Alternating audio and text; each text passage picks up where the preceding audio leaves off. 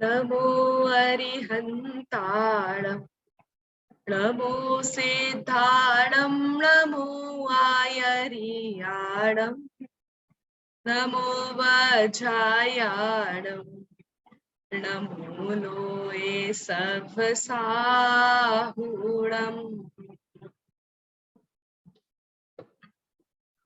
महाकवि धनंजय द्वारा रचित विशापार स्तोत्र पर हम सभी की चर्चा चल रही है, जिसमें से 7वें श्लोक तक हम सभी अर्थ समझ चुके हैं और मैं आशा करती हूँ कि शायद सबको याद भी हो गए होंगे पूरे 7 श्लोक।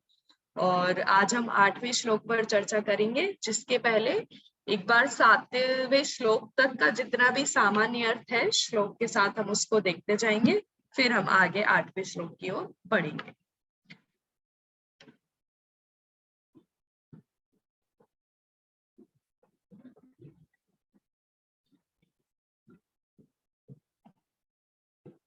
हाँ, चलिए। सबसे पहले हमने देखा था सबसे पहले श्लोक में कि हे भगवान आप ही शरण है। यहाँ पे किसकी चर्चा चल रही है? कौन से तीर्थंकर की स्तुति की गई है यहाँ पर? ऋषभ देव भगवान की। हाँ, बहुत सुंदर। यहाँ पर आदिनाथ भगवान की स्तुति की गई है पूरे स्तोत्र में कि हे आदिनाथ भगवान आप कैसे हैं, आपके क्या क्या गुण हैं, हम आपको क्यों नमस्कार करते हैं, वो सारी चर्चा इस पूरे स्तोत्र में की गई है। सबसे पहले श्लोक में कहा था कि हे आदिनाथ भगवान आप ही शरण है, हम सब के लिए आप ही शरण है। कैसे? कि आप में कौन सा गुण पाया जाता है कि आप अपने में रहकर भी आप सब जगह रहते हो, आप अपने में रहकर भी आप सब जगह रहते हो, संसार की सारी क्रियाओं को जानकर भी आप उनसे निवृत्त हो गए हो, ठीक है। और आपका कभी बुढ़ापा नहीं आता, आप अमर हो, आप कभी मरने वाले नहीं हो, लेकिन फिर भी आपका बुढ़ापा नहीं आता।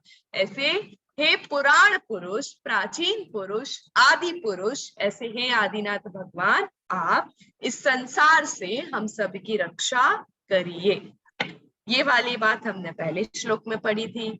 फिर दूसरे श्लोक में हमने पढ़ा था हे अचिंत्य योगी, हे आदिनाथ भगवान आप कैसे हो? अचिंत्य योगी मतलब हम सभी आपका गुणों का चिंतन कर सके, हमें सामर्थ्य ही नहीं है, आप हम सबके चिंतन के परे हैं, इसलिए अचिंत्य है और अचिंत्य योगी। ऐसी बात यहाँ पर कही गई है कि परैर चिंत्यम युग भार में कहा। अच्छा, इसका अर्थ आप में से कौन बता देगा? जल्दी बताइए।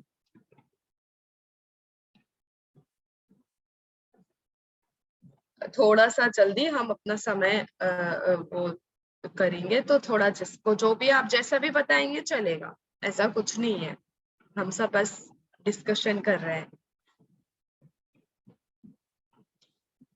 ये तो दूसरा श्लोक है, इसका अर्थ सबको आसानी से आ जाना चाहिए। आगे पाठ पीछे सपाट वाली बात हो रही है क्या यहाँ पर? आगे पाठ पीछे सपाट, ऐसा कुछ है क्या? ज्योति आंटी जी आप बताएंगे इसका अर्थ? बता तो दूंगी मगर मुझे थोड़ा थोड़ा ही मतलब। कोई बात नहीं, कोई बात नहीं, ऐसे ऐसा नहीं सोचना कि एकदम वर्ड टू वर्ड चाहिए, आपको आप अपनी भाषा में ही समझाइए। हाँ बताइए। चिंतन युग भारतम। मैं आपकी चिंता, आप सबकी चिंता करते हैं मगर दूसरों के द्वारा चिंतन करने के हम योग्य नहीं है।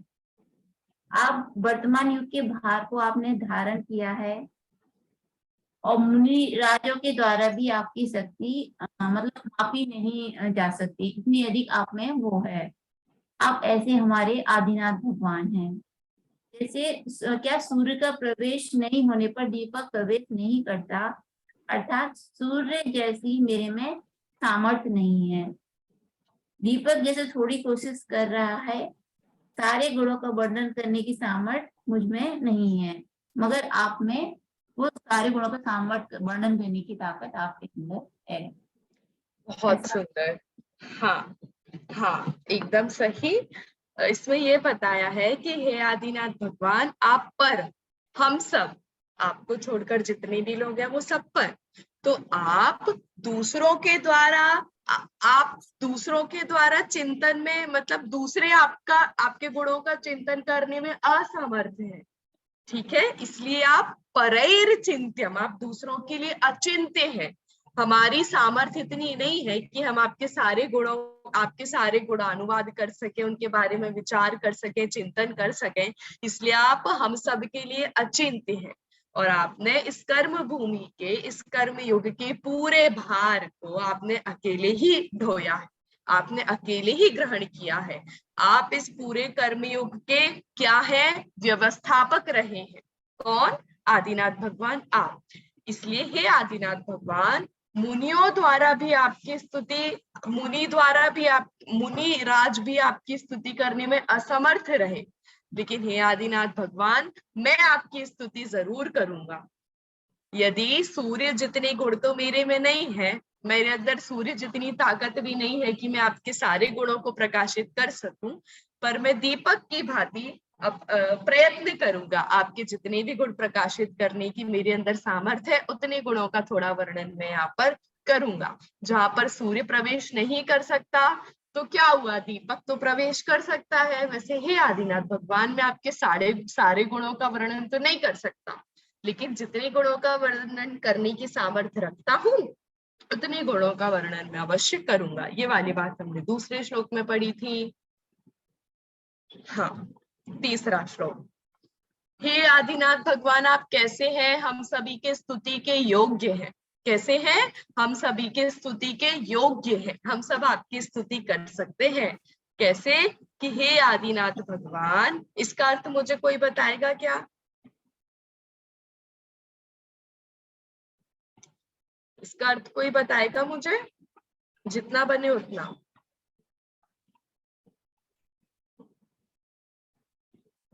प्रिया दीदी, चंदन बाला आंटी जी, विमलेश आंटी जी, आप लोग तो रेगुलर रहते हैं तो आप लोग को तो आना ही चाहिए। चलो मैं बताती हूँ। क्या कह रहे हैं यहाँ पे कि तत्याज शकनाभिमानम, कि हे आदिनाथ भगवान, इंद्रादि ने भी इस अभिमान को छोड़ दिया कि वे ही आपकी स्तुति कर सकते थे। उनसे अधिक भक्ति करने की तो किसी में सामर्थ्य ही नहीं थी। ऐसे अभिमान था इंद्रों के अंदर, देवों के अंदर, लेकिन उनका अभिमान भी टूट गया कि वे भी, उनको लगता था उनसे अच्छी भक्ति कोई कर ही नहीं सकता, वो तो साक्षात भगवान के दर्शन करते हैं। इस अभिमान से वे रहते थे, ये अभिमान को धारण किए रहते थे। लेकिन हे आदिनाथ भगवान, उन देवों का भी अभिमान टूट गया। उन देवों ने भी अपने अभिमान का त्याग कर दिया कि मैं जितने अभिमान में फूलता था कि मैं ही भगवान की भक्ति कर सकता हूँ, पर हमको आज समझ में आया कि मेरे अंदर भी इतनी सामर्थ्य नहीं है। मैं तो जितनी भगवान की भक्ति करूं उतनी कम है ना। जितने गुणों का वर्णन करूं उससे और अधिक अधिक अधिक अधिक कितने गुण आप में पाए जाते हैं। ठीक है, हे आदिनाथ भगवान, क्या हुआ यदि इंद्रादि ने अपना अभिमान तोड़ दिया तो? लेकिन मेरे अंदर तो जितनी सामर्थ्य है, मैं उतनी तो आपकी स्तुति करूंगा। मेरे अंदर जितनी सामर्थ्य है, मैं उतनी स्तुति कर दूंगा। ना हम त्यजामी, मैं इस अभिमान को नहीं छोड़ूंगा। जितनी कोशिश करने की सामर्थ्य है, उतनी कोशिश मैं करूंगा। क्या हुआ? मुझ में बुद्धि अल्प है, मुझ में अल्प बुद्धि है, मुझ में इतना ज्ञान नहीं है। लेकिन हे आदिनाथ भगवान, मैं उस छोटी बुद्धि से भी, अल्प बुद्धि से भी, अल्प ज्ञान से भी, जितने आपके गुण में जानता हूँ, उतने गुणों से भी मैं आपके और अधिक गुणों का वर्णन करने की कोशिश करूंगा। जैसे खिड़की होती है, खिड़की में से हम कैसे झांक झांक के बहुत सारी चीजें देखा करते हैं, है ना। तो वैसे ही हे आदिनाथ भगवान, उस छोटी सी खिड़की की तरह मेरी बुद्धि है, अल्प मुझ में ज्ञान है, लेकिन मैं उस छोटी सी बुद्धि से भी आपके अधिक गुणों का वर्णन करने की कोशिश करूंगा, कर रहा हूं। ठीक है, ये वाली बात हमने तीसरे श्लोक में पढ़ी थी।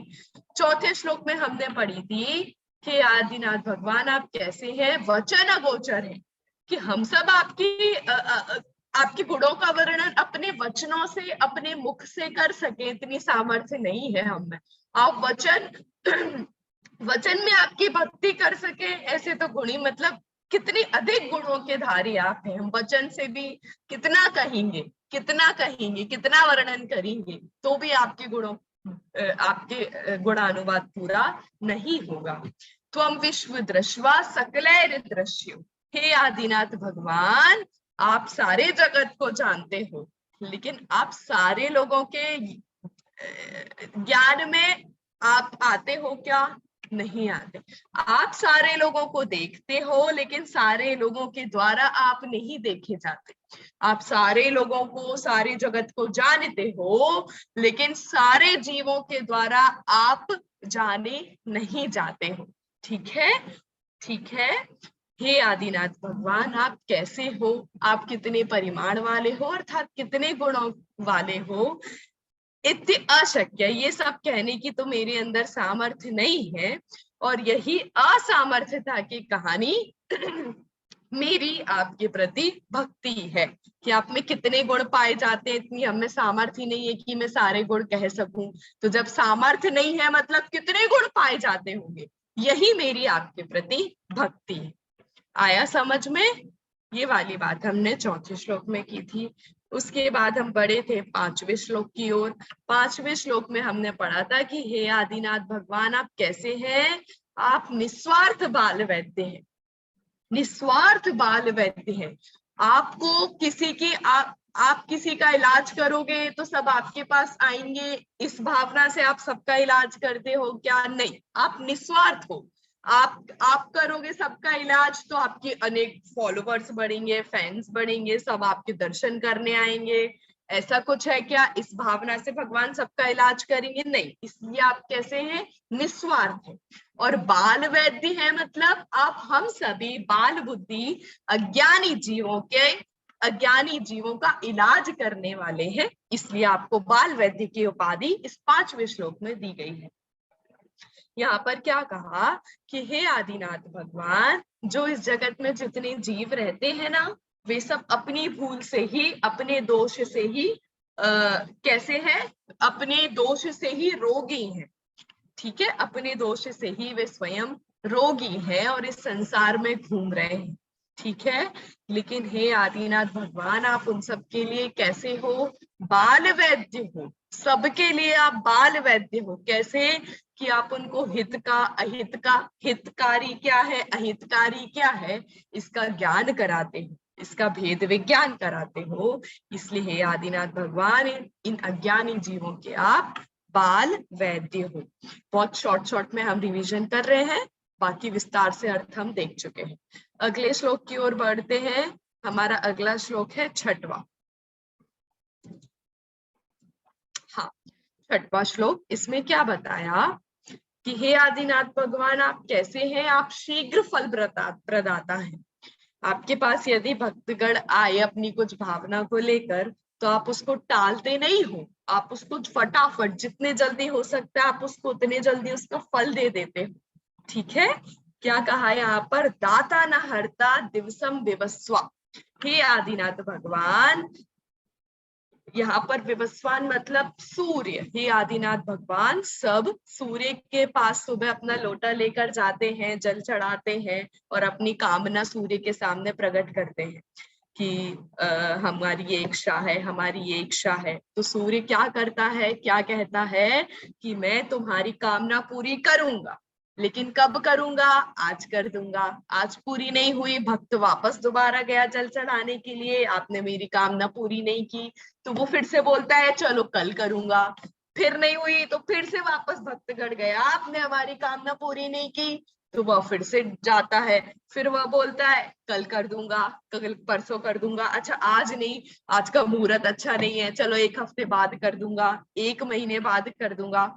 ऐसे सभी सूर्य को देवता मानकर उनके पास अपनी कामना लेकर जाते हैं, लेकिन वह सूर्य क्या करता है? सव्याजमेवम, कपट से आज करूंगा, कल करूंगा, परसों करूंगा, ऐसे टालता जाता है और ऐसे कैसे दिनों दिन बीतते जाते हैं। लेकिन वह सूर्य अपने भक्तों की कामना पूरी करने में समर्थ नहीं होता। क्यों? क्योंकि उसके अंदर शक्ति ही नहीं है।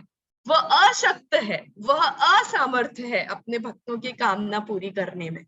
लेकिन हे आदिनाथ भगवान, यदि कोई भक्त आपके पास आता है तो विनय से आपको नमस्कार करता है, आपको बस नमस्कार करता है, विनय पूर्वक आपके पास आता है, तो आप क्षण मात्र में ही उसके अभिमत, उसके इच्छित फल को दे देते हैं।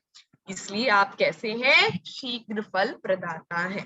ये वाली बात हमने 6वें श्लोक में पढ़ी थी। इसलिए आदिनाथ भगवान आप सूर्य आदि से भी श्रेष्ठ हैं, सूर्य आदि से भी श्रेष्ठ है। सूर्य तो शाम को अस्त हो जाता है, लेकिन हे आदिनाथ भगवान, आपके पास यदि कोई भक्त आता है तो आपका दरबार उसके लिए हमेशा खुला रहता है, हमेशा खुला रहता है। वह कभी भी आपके पास आ सकता है, कभी भी अपनी इच्छा प्रकट कर सकता है, कभी भी आपको नमस्कार कर सकता है। उसमें कोई मर्यादित समय नहीं है कि इतने ही बजे जाना है। लेकिन सूर्य का तो समय है कि वह तो शाम को अस्त हो जाता है। अब रात को नमस्कार करना हो तो सूर्य तो है ही नहीं, तो किसको नमस्कार करोगे?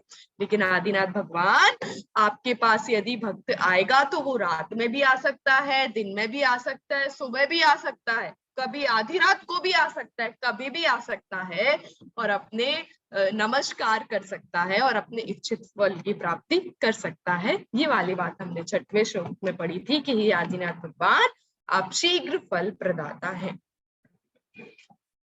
अगले श्लोक में हम पढ़े थे 7वें श्लोक में। इसमें क्या बताया है कि हे आदिनाथ भगवान, आपकी वीतरागता कैसी है? दर्पण तुल्य, दर्पण के समान आपकी वीतरागता है। जिस प्रकार दर्पण स्वच्छ होता है ना, किसी को प्रभावित नहीं करता और ना ही किसी से प्रभावित होता है। और कैसा होता है दर्पण? उसमें कोई मल नहीं होता। और कैसा होता है कि वह कैसा होता है? हमने पढ़ा था, 6 विशेषताएं पढ़ी। हाँ, जल्दी से बता दो कोई। दर्पण किसी रूप नहीं होता, ना किसी को प्रभावित करता है और ना किसी से प्रभावित होता है। जो जैसा है उसको वैसा ही दिखाता है, हाँ ना बताता है, हाँ, विकार रहित मतलब बताता है। विकार रहित बताता है। जो जैसा है उसको वैसा ही बताता है। ऐसा नहीं कि अपनी तरफ से कुछ एक्स्ट्रा बता दिया, कुछ एक्स्ट्रा दिखा दिया, ऐसा कुछ भी नहीं है। हे भगवान, आपकी वीतरागता भी वैसी ही है। आपकी वीतरागता भी दर्पण के समान है। उसमें कोई भी राग, द्वेष, मोह, ऐसे कोई भी विकारी परिणाम नहीं पाए जाते, 8 कर्म नहीं पाए जाते। जितने भी दोष होते हैं वे दोष आपकी वीतरागता में नहीं पाए जाते। ठीक है। और आपकी वीतरागता कैसी है कि जो जैसा है उसको वैसे ही देखती है, ऐसी आपकी वीतरागता है। यदि कोई भक्त आपको खुशी से 10 करोड़ रुपए दे दे तो भगवान खुश हो जाएंगे? ऐसा नहीं है। और कोई उनको कुछ भी ना दे, कोई उनकी बुराई करके चले जाए, अरे ये तो ऐसे बैठे हैं, इनको कोई काम धंधा नहीं है क्या, ऐसा कोई कह के चले जाए, तो क्या भगवान उसके साथ बुरा करते हैं? ऐसा भी नहीं। ऐसी अतुलनीय दर्पणवत वीतरागता के धारी हमारे आदिनाथ भगवान है। इसमें हमने पढ़ा था कि हे आदिनाथ भगवान, जो आपके सन्मुख आता है, आपको नमस्कार करता है, आपके पास बैठता है, आपके दर्शन करता है, वह सुखानी, वह सुख को प्राप्त होता है, वह ऊंचे पद को प्राप्त होता है, इंद्र बनता है, सौधर्म इंद्र बनता है, ऐसे सुख को, ऐसे उच्च सुख को प्राप्त करता है। ठीक है। लेकिन हे भगवान, जो आपके विमुख होता है, जो आपकी तरफ पीठ करके खड़ा होता है, जो आपको नमस्कार नहीं करता, आपसे दूर भागता है, वह स्वभाव से ही अपने आप वह दुख को प्राप्त करता है। उसको दुख होता है। जैसे दर्पण के सामने आप खड़े रहोगे तो आपको अपना मुख दिखेगा। आप दर्पण की तरफ पीठ करके खड़े रहोगे और आप चाहो कि हमारा चेहरा दिख जाए तो आपको नहीं दिखेगा। हे आदिनाथ भगवान, यदि किसी को सुख की प्राप्ति करनी है तो उसको आपके सन्मुख आना पड़ेगा। यदि वह आपकी तरफ पीठ करके खड़ा हो, आपसे दूर हो, और वह चाहे कि उसको सुख की प्राप्ति हो जाए, तो यह तो असंभव है। हे आदिनाथ भगवान, जो आपके पास आता है वह सुख को प्राप्त करता है, जो आपसे दूर जाता है वह दुख को प्राप्त करता है। और आपकी वितरागता कैसी है कि हमेशा हमेशा प्रकाशित होने वाली है, हमेशा प्रकाशित होने वाली है, एक है, एक रूप है। और इसलिए हे आदिनाथ भगवान, आगे हमने क्या पढ़ा था, ऐसी इव अवभासी, इस समान आपकी वीतरागता है। ठीक है, ये हमने देख लिया था। इसके बाद हमने दर्पण की विशेषता भी देख ली थी कि ना किसी को प्रभावित करता है ना किसी से प्रभावित होता है। वैसे ही आदिनाथ भगवान की वीतरागता ना किसी से प्रभावित होती है ना किसी को प्रभावित करती है। वीतरागता नहीं, ऐसे आदिनाथ भगवान की ऐसी वीतरागता है कि यदि कोई उनको खूब दान दे, खूब उनके पास डेली भक्ति पूजा करे, भक्तांबर का पाठ करे, विशापार स्तोत्र का डेली दिन में 24 बार पाठ करे तो भी वे खुश हो जाएंगे भगवान, ऐसा नहीं है। और कोई बिल्कुल ना करे तो वे दुखी हो जाएंगे, ऐसा भी नहीं है। हे आदिनाथ भगवान, जो जैसा है वैसा आपके ज्ञान में भी झलकता है और ज्यों का त्यों बतलाता है। जितना है उतना कुछ एक्स्ट्रा करके बताता है, ऐसे भी आपका ज्ञान नहीं है, ऐसा भी आपका ज्ञान नहीं है। जो जैसा है उसको एज इट इज बताता है।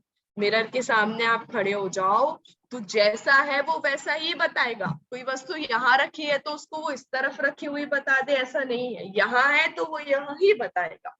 विकार रहित बताता है, विकार रहित बताता है।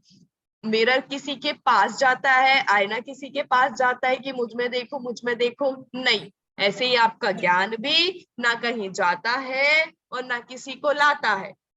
ठीक है, और कुछ ना झलके तो उदास निराश नहीं होता, अनेक झलके तो आकुलित भी नहीं होता। इस पर विशेष चर्चा हम पिछली क्लास में कर चुके हैं। आगे बढ़ते हैं। इसका भावार्थ हम सभी ने पढ़ लिया था ना। चलिए, इसका पद्यानुवाद भी हम सभी ने पढ़ लिया था। अब हम आज आगे बढ़ते हैं हमारे 8वें श्लोक की तरफ। तैयार है सब आज 8वां श्लोक पढ़ने के लिए? पक्का?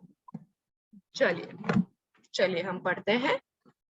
इसमें क्या बताया है, हे आदिनाथ भगवान, आप सर्वव्यापी हैं। व्यापी मतलब सब जानते हैं। व्यापी, व्यापी व्याप्य है, सब जगह फैले हुए हैं। आप सब जगह फैले हुए हैं, हमने पहले भी पढ़ा था। सर्वव्यापी मतलब क्या, हमने सब पहले भी पढ़ा था कि हे भगवान आप सब जगह व्याप्त हैं, आप सब जगह फैले हुए हैं, लेकिन फिर भी आप अपनी आत्मा में स्थित है ना। ऐसा हमने पढ़ा था कि नहीं पढ़ा था? विरोधाभास अलंकार वाला श्लोक था वो। हाँ, उस वैसे ही बात यहाँ पर की है कि हे आदि आप सब जगह फैले हुए हैं, सब आपको जानते हैं, इतनी आपकी पहचान, इतनी आपकी पहुंच है, आप सब जगह रहते हैं। मतलब मैं यहाँ हूं तो अपन यहीं बैठे हैं तो अपन यहीं ही बैठे हैं, अपने को नहीं दिख रहा उसके पीछे क्या है, इस दीवार के पीछे क्या है। लेकिन आदिनाथ भगवान को सब दिख रहा है, वो सब जगह फैले हुए हैं। किस अपेक्षा? ज्ञान अपेक्षा की उनको सारा लोकालोक झलक रहा है। ठीक है, ऐसे आदिनाथ भगवान आप सर्वव्यापी हैं। उस सर्वव्यापी गुण की चर्चा इस 8वें श्लोक में की गई है। चलिए मैं पढ़ूंगी, आप सब दोहराना। अगाधताब्धे सयतः पयोधि, बोलिए। अगाधताब्धे सयतः पयोधि, अगाधताब्धे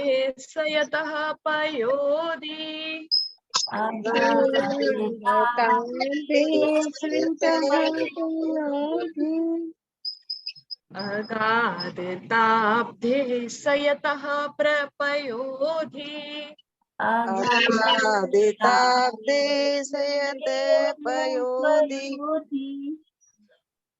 अगाधताब्धे सयतः पयोधिर। देखो दूसरे पाद में जो मरोष्य है ना, मेरोष्य, तो पयोधिर, वहां के ऊपर रेफ लगी हुई है। तो अगाधताब्धे सयतः पयोधिर, रेफ है ना, तो रेफ को हम पयोधिर ऐसा करेंगे। फिर से, अगाधताब्धे सयतः पयोधिर,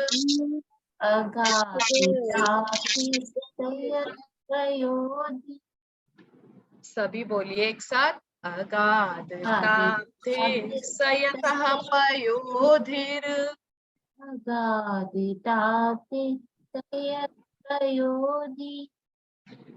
मेरोष्यतुङ्गा प्रकृतिः स यत्र। मेरोश्चितुङ्गा प्रगति स यत्र। मेरोष्यतुङ्गा प्रकृतिः स यत्र। मेरोश्चितुङ्गा प्रगति स यत्र।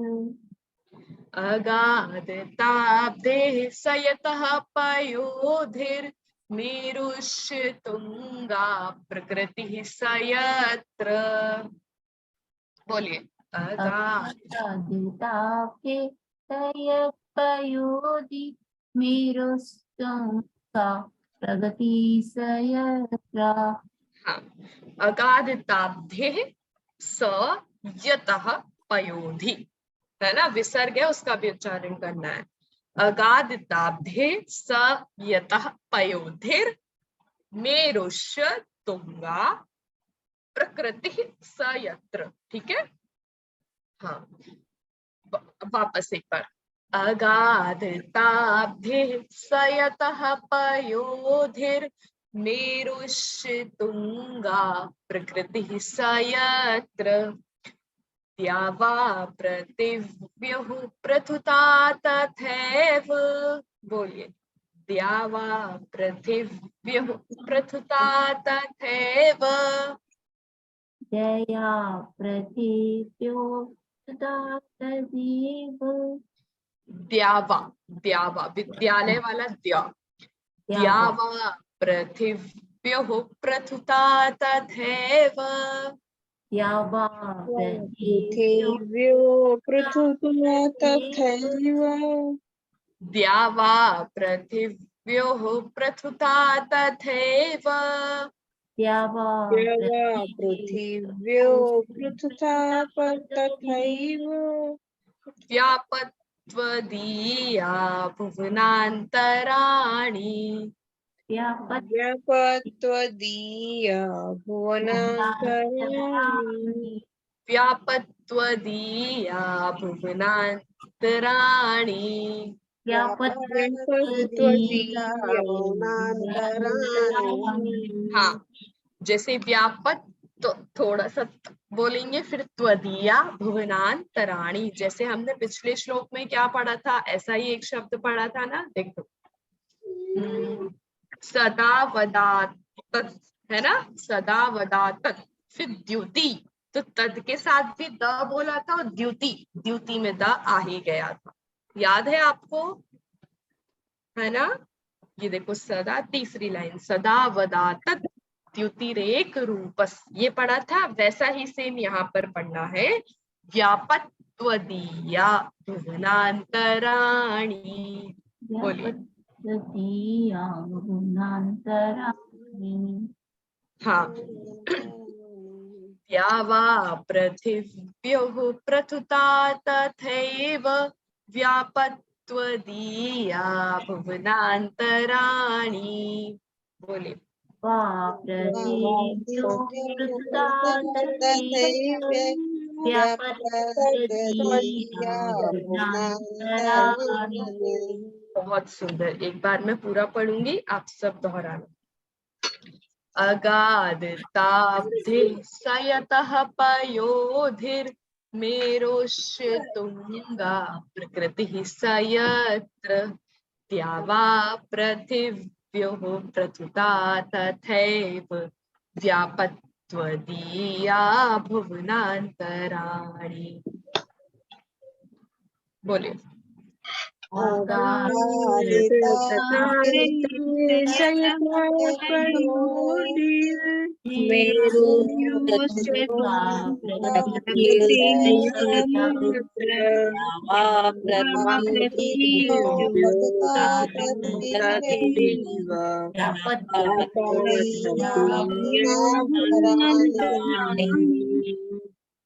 चलो मैं एक एक शब्द बोलती हूँ, आप सब मिलाना, है ना, एकदम एक एक शब्द को, तो आपको जल्दी पकड़ में आएगा।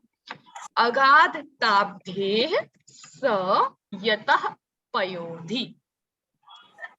अगाधताब्धे स यतः पयोधिर् मेरुष्यतुङ्गा प्रकृतिः स यत्र।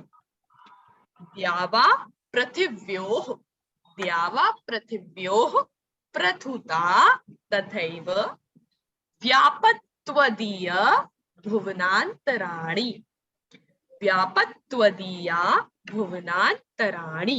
ठीक है, व्यापत्व, हाँ व्यापत्वदीया, व्यापत्व नहीं, व्यापत्वदीया भुवनान्तराणि, व्यापत्वदीया भुवनान्तराणि। चलिए अब एक बार सभी पढ़कर बताएंगे, ठीक है। ज्योति आंटी जी आप पढ़कर बताइए। आघातिताभ्यस्तया पयोधि मेरुश्चतुङ्गा प्रगति सयत्र। वापस से आघातिताभ्यस्तया पयोधि मेरुश्चतुङ्गा प्रगति सयत्र।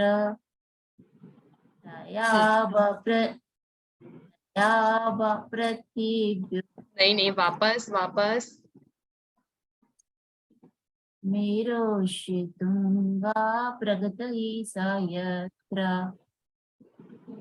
द्यावा आधा दा है, आधा दा तो विद्यालय, विद्यालय है ना, तो विद्या तो द्यावा। द्यावा पृथिव्यो प्रथुता तदेव व्यापत्वदीया भुवनान्तराणि। बहुत सुंदर, बहुत अच्छा। हाँ शीतल दीदी बताइए, पढ़िए। अगाधताब्देह सयतः पयोधिर्मेरुश्चतुङ्गा प्रकृति सयत्र। द्यावा पृथिव्योः पृथ्था तथैव व्यापात्वदीया भुवनान्तराणि। बहुत सुंदर, बहुत अच्छा। मधु आंटी जी एक बार आप पढ़िए। अगाधिताभ्यस्तया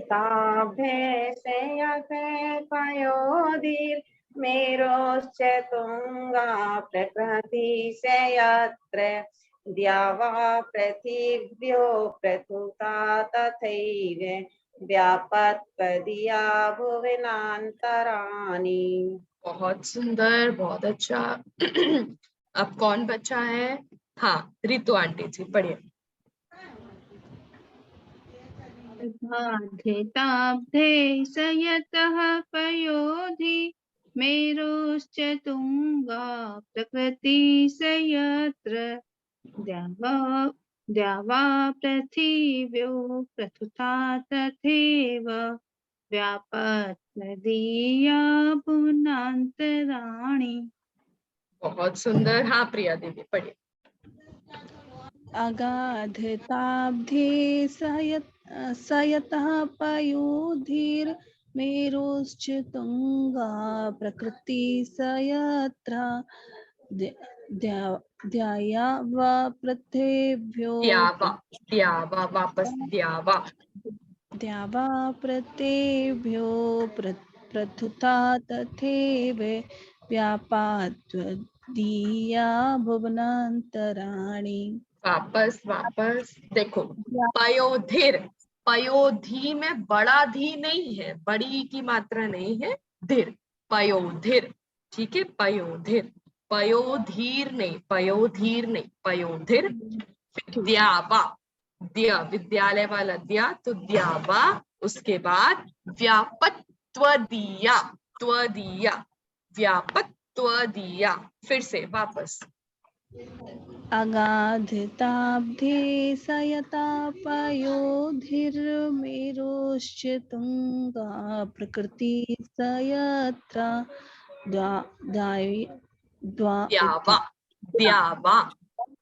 द्यावा पृथिव्यो प्रथुता तथैव व्यापात्वदीया भुवनान्तराणि। वापस चौथी लाइन वापस। व्यापात नहीं है, व्यापत। देखो प और आधा ता, आ की मात्रा नहीं है पा में। हाँ व्यापत। वापस व्यापद्यया भुवनांतर व्यापत्वदीया भुवनांतराणि।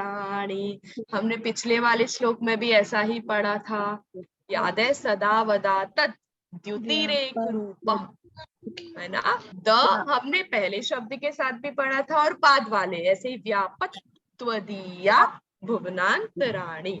आप पढ़ोगे तो धीरे धीरे अभ्यास में आता जाएगा, तो वो सही होते जाएगा। हाँ, चलिए। व्यापत्वदीया भुवनांतराणि। हाँ हाँ, अब बिल्कुल सही है, बहुत सुंदर। चलिए बिमलेश आंटी जी, आप पढ़ेंगे क्या?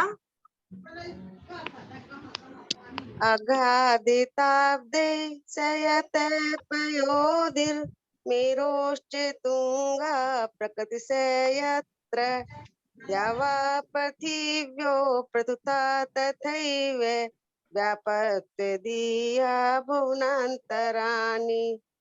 बिल्कुल, आपने एकदम सही पढ़ा है, पर हमको यहाँ पर एक्सप्रेस नहीं भगानी है, हमको आराम से पढ़ना है, ठीक है? तो ताकि विसर्ग का पूरा उच्चारण हो। अगाधिताब्धे स यतः पयोधिर् मेरुष्टुंगा प्रकृति स यत्र द्यावा पृथिव्योः प्रथुता तथैव व्यापत्वदीया भुवनांतराणि। चलिए, अब कौन बचा है पढ़ने के लिए? उषा आंटी जी, आप पढ़ेंगे क्या?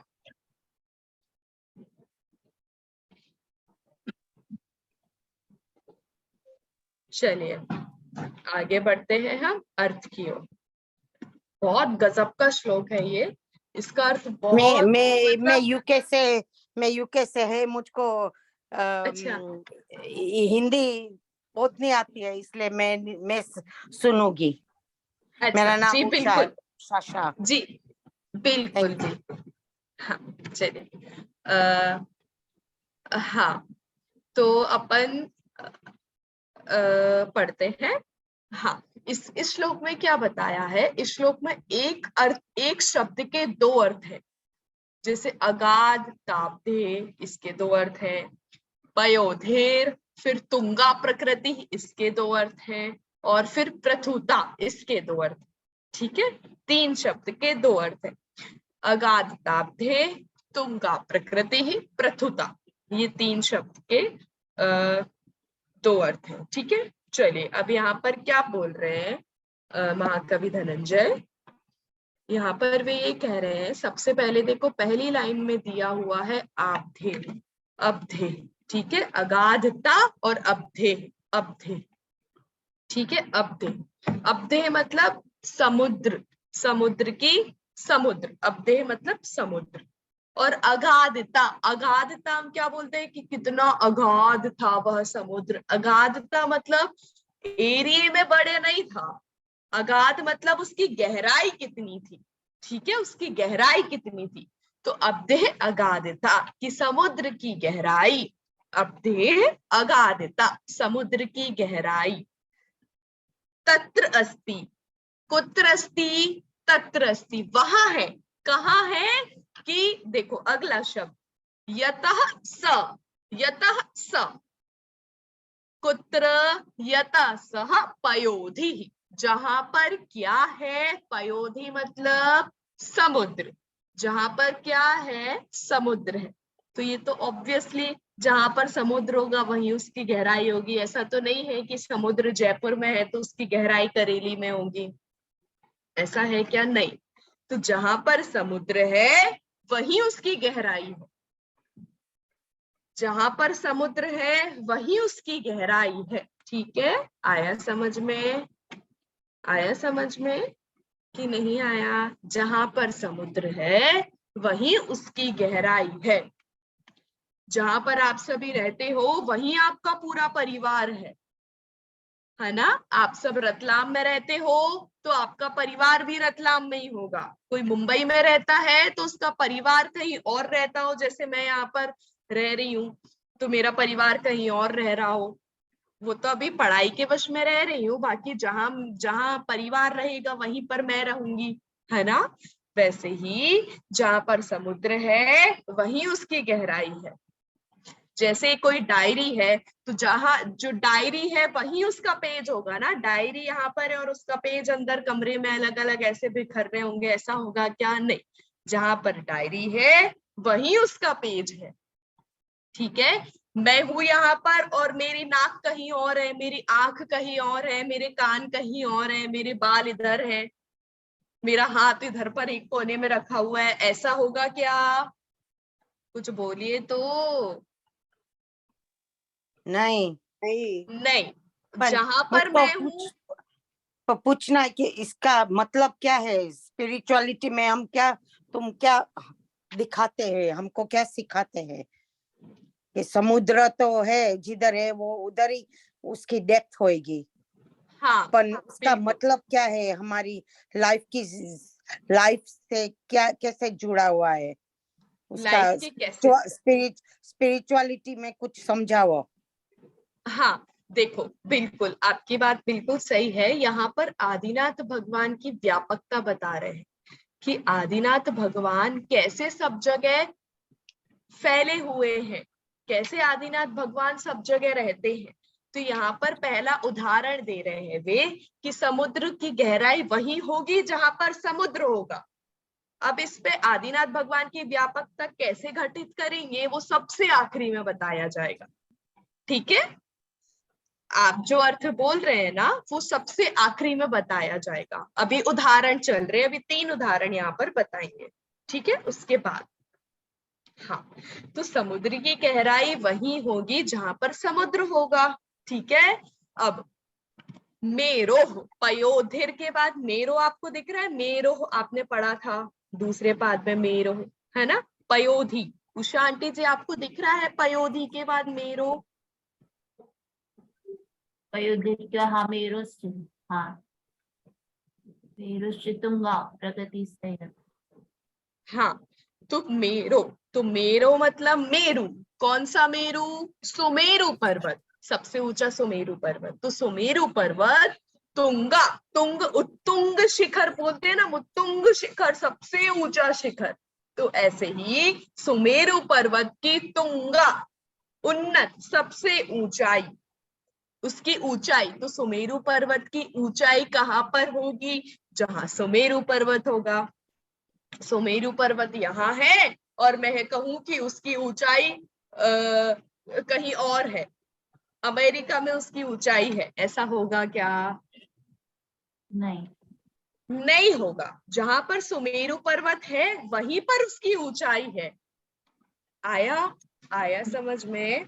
ठीक है, जहां पर जो वस्तु का गुण है वहीं पर वो रहता है। ठीक है, वहीं पर समुद्र की जहां पर गहराई है वहीं समुद्र पाया जाएगा। ठीक है, और उसकी गहराई से ही समुद्र नापा जाएगा। जहां पर जल होगा वहीं पर नदी होगी। ठीक है, जहां पर जल होगा वहीं पर नदी होगी। जहां पर खूब सारे घने पेड़ होंगे वहीं पर जंगल होगा। जहां जंगल होगा वहां खूब पेड़ होंगे। ठीक है, जहां पर गहराई होगी वहां समुद्र होगा, जहां पर ऊंचाई होगी वह सुमेरु पर्वत होगा। ठीक है, तो जहां पर सुमेरु पर्वत है वहीं पर उसकी ऊंचाई है, वहीं पर उसकी ऊंचाई है। ठीक है, तुंगा मतलब ऊंचाई, प्रकृति मतलब उसकी ऊंचाई, उसकी ऊंचाई रूप प्रकृति। ठीक है, उसकी ऊंचाई प्रकृति। सयत्र, ठीक है, वहीं पर होगी। क्या बोला? वहीं पर होगी जहां पर आकाश, जहां पर गहराई होगी वहीं समुद्र होगा। ठीक है, वह जहां पर समुद्र की गहराई होगी वह वही समुद्र होगा। जहां पर सुमेरु पर्वत की ऊंचाई होगी वही सुमेरु पर्वत होगा। ठीक है, वैसे ही अगला एग्जाम्पल क्या दे रहे हैं? द्यावा पृथिव्य, द्यावा पृथ्वी, ऐसा संस्कृत में बहुत सारी जगह जैसे वेद वगैरह होते हैं ना, तो ऋग्वेद में द्यावा पृथ्वी ऐसा एक साथ शब्द आता है बहुत सारी जगह, तो जिसमें द्यावा और पृथ्वी, तो द्यावा मतलब होता है आकाश और पृथ्वी मतलब अपनी जो पृथ्वी सामान्य अर्थ। ठीक है, तो द्यावा पृथिव्यो, तो द्यावा आकाश और पृथ्वी, आकाश और पृथ्वी। आकाश कितना विशाल है, विशाल मतलब फैला हुआ। ठीक है, अगाध मतलब गहराई, और विशाल मतलब खूब बड़ा, फैला हुआ, है ना। एरिया से यदि हम देखेंगे तो विशाल है, ठीक है। हम कहते खूब विशाल पंचकल्याणक हुआ था, खूब बड़ा पंचकल्याणक हुआ था, खूब विशाल प्रोग्राम, खूब विशाल भीड़ थी, बहुत सारे लोग आए थे। ऐसे हम कहते हैं ना, कहीं भी पंचकल्याणक के बाद यदि हमको बताना हो कैसा रहा तो बताते हैं। वैसे ही आकाश और पृथ्वी, तो आकाश की विशालता और पृथ्वी की विशालता, आकाश और पृथ्वी की विशालता, आकाश की विशालता कहाँ होगी? आकाश में। पृथ्वी की विशालता कहाँ होगी? पृथ्वी में, ठीक है। आ रहा है समझ में? बादल कहाँ होंगे? आकाश में। पृथ्वी में बादल होंगे क्या? नहीं, ठीक है। बादल कहाँ होंगे? आकाश में। पृथ्वी में बादल नहीं होंगे। मिट्टी कहाँ होगी? पृथ्वी में, ठीक है। वैसे ही आकाश की विशालता आकाश में और पृथ्वी की विशालता भी पृथ्वी में ही होगी। जो जैसे जो जहां रहता है उसका वस्तु, वही उसका गुण रहता है। गुण कोई अलग हो ऐसा नहीं है, ठीक है। आया समझ में? आया कि नहीं आया? जो वस्तु जहां रहती है उसका गुण भी वहीं पाया जाता है। टेबल यहाँ पर रखी है तो स्पर्श रस गंध वर्ण यही पाया जाएगा। टेबल का स्पर्श रस गंध वर्ण में कहीं और दीवार में पाने जाऊंगी तो मुझे नहीं मिलेगा, ठीक है। आया समझ में? जैसे फोम होती ना, फोम स्पंज, स्पंज को मैं छू रही हूँ, ठीक है। मैं स्पंज यहाँ पर रखा हुआ है और मैं दीवार में हाथ लगाऊं और बोलूं ये नरम क्यों नहीं है, ये दब क्यों नहीं रहा है? दबेगा क्या वो? नहीं दबेगा। क्यों नहीं दबेगा? क्यों सॉफ्ट नहीं रहेगा? क्योंकि स्पंज का स्पर्श रस गंध वर्ण गुण स्पंज में ही है, दीवार में नहीं है। दीवार का कठोर रूप दीवार में है, वो स्पंज में नहीं होगा। तो जो वस्तु जहां है उसका गुण भी वही होगा। वैसे ही समुद्र की गहराई जहां पर है वही समुद्र होगा, पहला। सुमेरु पर्वत की ऊंचाई जहां पर है वही सुमेरु पर्वत होगा। तीसरा, आकाश की विशालता कहां पर होगी? कितना बड़ा, कितना फैला हुआ है आकाश, ये हमको कहाँ पता चलेगा? आकाश को देखकर, आकाश में। पृथ्वी कितनी फैली हुई है ये हमको कहाँ पता चलेगा? पृथ्वी को देख, ठीक है। तो पृथ्वी की विशालता पृथ्वी में है, आकाश की विशालता आकाश में है। सुमेरु पर्वत की ऊंचाई सुमेरु पर्वत में है, समुद्र की गहराई समुद्र में है। तथैव, देखो प्रथुता तक हो गया, दूसरी लाइन में प्रथुता तक। तीसरा शब्द है तथैव। तथैव वैसे ही, उस ही प्रकार, वैसे ही जहां आकाश और पृथ्वी है वही उनकी विशालता है। लेकिन, लेकिन त्वदीया, त्वदीया व्यापक, त्वदीया दिख रहा है आपको? त्वदीया दिख रहा है सबको? त्वदीया दिख रहा है। व्यापक, हाँ व्यापक त्वदीया। वैसे ही आपकी, किसकी? आपकी। आपकी मतलब कौन? आदिनाथ भगवान की। बहुत सुंदर, आदिनाथ भगवान की। वैसे ही आदिनाथ भगवान आपकी अगाधता, वापस पहला शब्द अगाधता। वैसे ही हे भगवान आपकी गहराई। गहराई मतलब समुद्र की तो गहराई नापी जाती है, अब आदिनाथ भगवान की गहराई कैसे नापी जाएगी? ज्ञान से, ज्ञान ज्ञान से, उनकी गंभीरता से, ठीक है। हे आदिनाथ भगवान वैसे ही आपकी गहराई और तुंगह प्रकृति, सुमेरु पर्वत की ऊंचाई और हृदय की विशालता, हृदय की विशालता, ठीक है। देखो क्या बताया यहाँ पर, अभी देखो भावार्थ में आपको क्लियर होगा। मैंने बोला था एक शब्द के दो अर्थ बताए हुए हैं, ठीक है। तो अगाधता मतलब होता है गहराई, ठीक है। और एक और अगाधता मतलब क्या होता है कि मनुष्य की हृदय की गंभीरता, हृदय की गंभीरता कितनी है, या कितने अच्छे से चीजों को समझता है, कितनी समझदारी है इसमें, किस बात को कब समझना है, कहाँ क्या बोलना है, ऐसी गंभीरता व्यक्ति में पाई जाती है ना। तो जो हृदय की गंभीरता, ठीक है, एक हृदय की गंभीरता, एक समुद्र की गहराई, समुद्र की गहराई, ठीक है, ये शब्द हुआ, ठीक है। अब अगाधता, अब्देह, अगाधता अब्देह, ठीक है। फिर दूसरा सुमेरु पर्वत की ऊंचाई, एक सुमेरु पर्वत की सामान्य सी ऊंचाई और एक हृदय की ऊंचाई। हृदय की ऊंचाई कैसे? हृदय की ऊंचाई कैसे कि हमारे विचार, हमारे भाव कितने उच्च हैं, हमारे भावों में कितनी विशुद्धि है, हमारे भाव कितने निर्मल है, ठीक है। एक शब्द एक अर्थ ये, ठीक है। एक सामान्य सुमेरु पर्वत की ऊंचाई, एक अपने हृदय की, अपने भावों की ऊंचाई, अपने भावों में कितनी इंटेंशन, बिल्कुल बिल्कुल, हमारे प्रयोजन कैसे हैं, ठीक है, हमारे भावों में कितनी शुद्धि है ना, जिसको हम लौकिक भाषा में बोलते हैं दिल बड़ा होना चाहिए, है ना, दिल बड़ा होना चाहिए, वो वाली बात यहाँ पर, ठीक है। हाँ, तो तुंगः प्रकृति। तीसरा आता है हृदय की विशालता। हृदय की विशालता, हमारा हृदय, हमारा दिल कितना बड़ा है, कितना बड़ा है। जब हम लौकिक भाषा में ये बोलते हैं तो इसका मतलब क्या अर्थ होता है कि कोई भी घर पर आ जाए तो हमको मुंह नहीं बनाना, कोई हमसे कुछ मांगे तो हमको आसानी से ऐसे कोई वैसे अच्छे भावों से दे देना।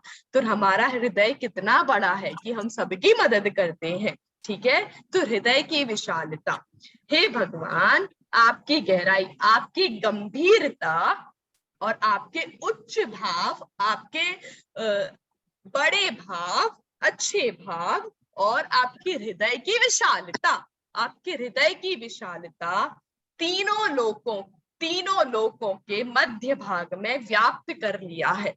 भुवन अंतराणी, भुवन मतलब तीन भुवन, पढ़ा है सबने, तीन भुवन में सार वीतराग विज्ञानता, तो वहां पर भुवन मतलब लोक, तो तीन लोक में, ऊर्ध्वलोक, मध्यलोक और अधोलोक, तीनों लोकों में आप, तीनों लोकों में तो आप व्याप्य हैं ही, सबके द्वारा जाने जाते हैं, सब आपका गुणानुवाद करते हैं, लेकिन अलोक में भी, तीन लोक के अलावा भी आप सब जगह व्याप्य हो, आप सबको जानते हो, ठीक है, आपने सबको व्याप्त कर लिया है, सबको जान लिया है, ठीक है।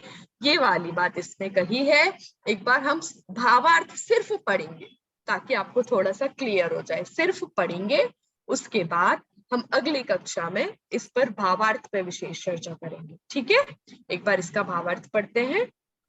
हाँ, अभी थोड़ा सा आपको स्पष्ट नहीं हुआ होगा पर अगली क्लास में हो जाएगा। भावार्थ पढ़ते हैं।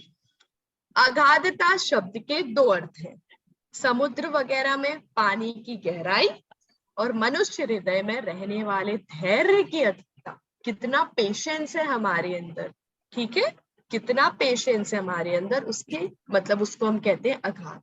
तो दो अर्थ हो गए, एक तो समुद्र की गहराई और एक मनुष्य हृदय का पेशेंस, हमारे अंदर कितना पेशेंस।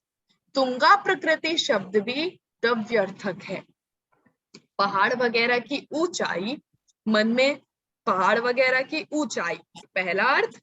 दूसरा द्रव्यर्थक है मतलब दो अर्थक है, उसके दो अर्थ है, पहला कि पहाड़ की ऊंचाई और दूसरा कि मन में दीनता का नहीं होना कि अरे हमें तो कुछ आता ही नहीं है, हमें तो कुछ याद ही नहीं हो रहा है। कैसे लोग याद कर लेते हैं, तत्वार्थ सूत्र 10 अध्याय याद हो गए, अरे यार हमें तो कुछ याद ही नहीं होता है, ऐसे दीनता, तो मन में दीनता का ना होना, ठीक है, दीनता नहीं लाना अपने अंदर की अरे हमारे पास तो कपड़े भी अच्छे नहीं है पहनने के लिए, ऐसे दीनता ना होना, ठीक है, आया समझ में। हाँ, फिर इसी तरह प्रथुता, विशालता के भी दो अर्थ हैं, जमीन आकाश वगैरह के प्रदेशों का फैलाव, ठीक है, फैलाव, उसके बाद मन में सबको अपनाने के भाव, अपनाने के भाव होने चाहिए सबको, ठीक है, अपना प्रिय मानना चाहिए सबको, वो वाला भाव, सबके प्रति प्रेममयी भावना, ठीक है। भगवान समुद्र की गंभीरता समुद्र के ही पास है, मेरू पर्वत की ऊंचाई मेरू के ही पास है और आकाश पृथ्वी की विस्तारता भी उन्हीं के पास है, परंतु आपकी अगाधता ही भगवान, आपकी किसकी, आदिनाथ भगवान की अगाधता, अगाधता मतलब दूसरा अर्थ लेना, धैर्य की वृत्ति, आपका धैर्य, आपका धैर्य, यहाँ पर गहराई मत लेना, आपका धैर्य। ऊंचाई कैसी कि अदैन्य वृत्ति, आप में दीनता बिल्कुल भी नहीं है, आप अपने आप को कम नहीं समझते हो, कम हो के ऐसे आप अपने भाव नहीं बिगाड़ते हो, आप अदैन्य वृत्ति वाले हो, ठीक है। और प्रथुता मतलब सबको प्रेम भाव से स्वीकारते हो, उदार वृत्ति सारे संसार में फैली हुई है, ठीक है। इसलिए जो कहा करते हैं कि आप भगवान के पास दर्शन करने यदि कोई मुसलमान जाएगा तो भगवान उसको वापस भेज देंगे क्या? नहीं, तुम बताओ, ऐसा कहेंगे? कोई हिंदू जाएगा तो भगवान बोल देंगे अरे तुम तो जैन नहीं हो, तुम बताओ तुम जाओ, ऐसा बोलेंगे? नहीं, वो नहीं बोलेंगे। इंसानियत है। पहला तो हमारा धर्म है इंसानियत, हम इंसान है पहला, फिर हम बिल्कुल, मजहब और जात और कास्ट और क्रीड और सोशल स्ट्रक्चर में आते हैं। फिर पहला तो हम इंसान है, मनुष्य हाँ, है। बिल्कुल मनुष्य है। उसके बाद भगवान जो भी आए भाई आओ आओ, वेलकम, मैं किसी को नहीं भगाऊंगा, ऐसी वृत्ति वाले, हमारे उदार वृत्ति वाले, प्रेम भाव से सबको स्वीकारने वाले, अपना बनाने वाले, हे आदिनाथ भगवान आप हैं। इसलिए जो कहा करते हैं कि आपकी गंभीरता समुद्र के समान है, उन्नत प्रकृति मेरु की तरह है और विशालता आकाश पृथ्वी के सदृश है। वे भूल करते हैं, अभी आप ही ने भूल करते, ऐसा कैसे कह दिया धनंजय कवि ने? अभी तो धनंजय कवि ने कहा कि मेरु पर्वत के समान है, समुद्र के समान है, और अब भी कह रहे हैं कि यदि आप ऐसा बोलते हो कि सुमेरु पर्वत के समान है, ये तो हमारी गलती है। क्यों कहा ऐसा? क्यों कहा ऐसा? सोच के आना सब, ठीक है। यदि हम बोले भगवान की अगाधता तो समुद्र की तरह है, बिल्कुल एकदम समुद्र की तरह, भगवान के भाव इतने ऊंचे हैं कि जैसे सुमेरु पर्वत जितना ऊंचा होता है, इतने ऊंचे भगवान के भाव हैं। और फिर कहते हैं यदि हम ऐसा समझते हैं कि भगवान के भाव सुमेरु पर्वत की तरह ऊंचे हैं, सुमेरु पर्वत के जितनी ऊंचे हैं, तो ये तो गलती बोल दिया, हम ऐसा क्यों मान रहे हैं? यहाँ पे तो कह रहे हैं आप भूल करते हैं। ऐसा क्यों कहा? आप सभी सोच कर आना, ये आपका होमवर्क है, अगली कक्षा में हम इसकी चर्चा करेंगे। आपको प्रश्न समझ में आया मेरा? आप सबको मेरा क्वेश्चन समझ में आया? ऐसा बोल रहे हैं ना, ऐसा बोल सकते हैं कि उससे भी ज्यादा है, ऐसा समझ के भी हम भूल कर रहे हैं। वो मुझे नहीं पता, वो आपका सोचने का काम है, ठीक है। मैं तो प्रश्न पूछ रही हूँ, प्रश्न आए समझ में सबको कि नहीं? ऐसा क्यों कहा? पहले तो आपने बोल दिया इसके समान है, इसके समान है, इसके समान है, फिर बोल रहे हैं कि यदि इसके समान है ऐसा आप मानते हो तो ये तो आपकी भूल है। अरे अब भी तो धनंजय कवि ने कहा ऐसे मानना, और हम मानने लगे तो वही स्वयं कह रहे अरे ये तो आपकी भूल है, ठीक है। ऐसा क्यों कहा धनंजय कवि ने? ये सबको सोचकर आना है। पहले मुझे ये बताओ कि प्रश्न समझ में आया कि नहीं? हाँ कि ना? तो मगर इसमें पहले तो उनकी मतलब तुलना की गई है समुद्र और नहीं, मुझे आंसर नहीं चाहिए, मुझे हाँ। क्वेश्चन चाहिए। हाँ और बाद में उसको होता है। हाँ, उसको बताए तो ऐसा क्यों कहा, ये मुझे इसका आंसर।